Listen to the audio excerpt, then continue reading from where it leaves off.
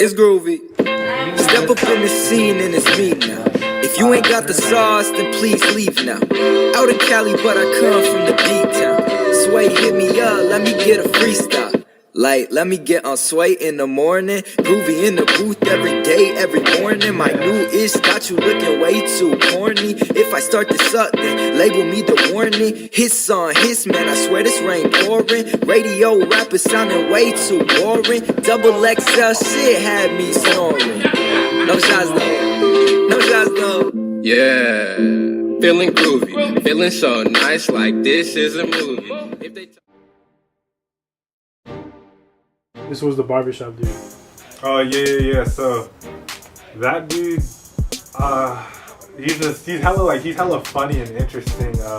He's actually like that. So he's hella just hella goofy and stuff. But it was interesting on how he got his start because everybody follows their dreams and passions differently, and everybody finds what they want to do differently. And his story was just interesting, and it just showed that what he's doing is really actually pretty dope, and especially in the art of barbering. Yeah, that's good. So what made you get into barbering, and what made you want to become a barber? Well, I come from a large family of 13 kids, so each child had to go out and find their way. So really, I knew that barbering has always been something that played into, society. So I know that people are gonna always be looking for a good barber. Yeah. And I used to hang around barbershops when I was a kid. And what I did was shine shoes. We used to spit shine them back in them days. You spit on the shoe and then take that rag and pop it, And that led me into, getting to know the barbers that worked in my hometown, which was two ladies. Their names was Jessie Lee and Sis, we called them. And dynamite barbers. This is the time before electric shears came out. They was using just the shears. Yeah. And actually, drape it down, do the straight razor shaves, harness, what have you, with the belt. They used to have a strap on the side of the chair. So, I took interest in barbering and things because I used to hang around shops. And then I knew it was a good living too. And I didn't have to worry about working for anyone else. So that was a plus for me too. I didn't like working for anyone else, but it's always paid the bills. So would you say it's becoming a lost art, as we get more? No, never. This is a gathering for gentlemen, a gentleman's club, may as well say. This is a place where barbers used to hang out at, celebrities, politicians, people of all walks of life.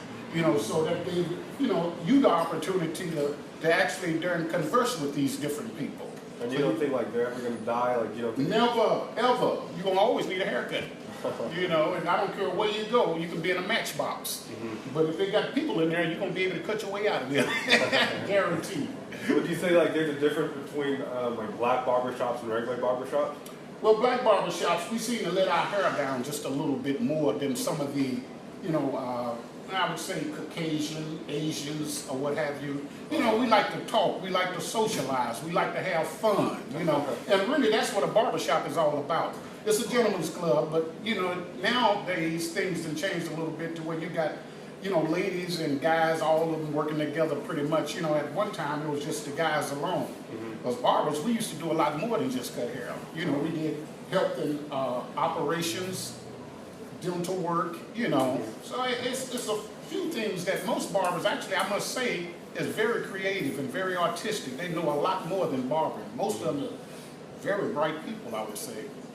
And my mom was saying it used to be more of a safe haven for men, just back in the day from their wives and all that. Oh yeah, you could get away, you could bring your kids, you say for instance you had a son yourself. You would want to bring him to a barbershop with you on the weekends whenever you came down to get your hair cut. That way you introducing him to what barbering is all about. And what gentleman is all about, being able to come around and talk to different people and things and say, okay, now he's becoming a young man, so as he grow up, then he's going to repeat the same pattern that you done taught him. You're going to bring his son to the barbershop and, get that same haircut and information to go along with it. So what about what connections do you gain from being a barber? Oh man, you got all kinds of connections. You got like I say, people of all walks of life. You know, they come in here, business people, so you got cards that, you know, able to talk to them, you're able to get information to pass on to some of your clients that may be looking for jobs and all of that. So there's a large communication here from all the community, where everybody could get together and things, and we learn from each other. And this is kind of like a bartender. You know, you go there, you sit down, you have yourself a drink, but basically, he's going to tell you a lot of other things besides this drink that you want. You know, you get a lot out of it. You know, a lot.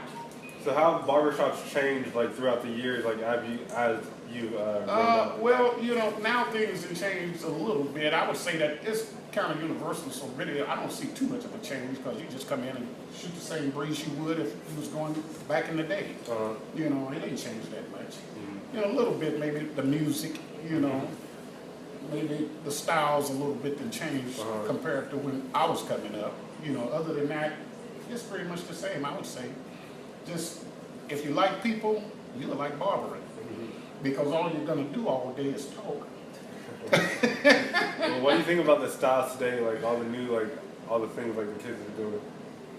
What do I think about, say that again, I'm sorry. Like, what do you think about the styles, like everything, all the new hairstyles? They pretty much the same. Some of them a little bit different, like particularly the style that you have now, you know. We wouldn't wear that back in my time, you know, but hey, things have changed a little bit, but the styles pretty much is the same. You know, everybody got their own twist, the generation changes a little, so you just change with it, adapt. For us cutting skills, you know, it's the same thing. We look at hair as being hair. Why don't you get some braids? Why don't you get some braids? You know, I'm too old for that. I think I am, you know. You know, it ain't nothing wrong with it, but my hair don't grow like it used to. Father Time caught up, you know. Just get old. Yeah. Just getting a little old, that's all.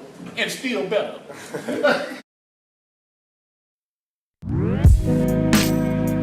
Okay, roll it. First you puff, and then you pass. Next thing you know, you out of gas. And so you roll it, smoke it, dope it, roll it, dope it, okay.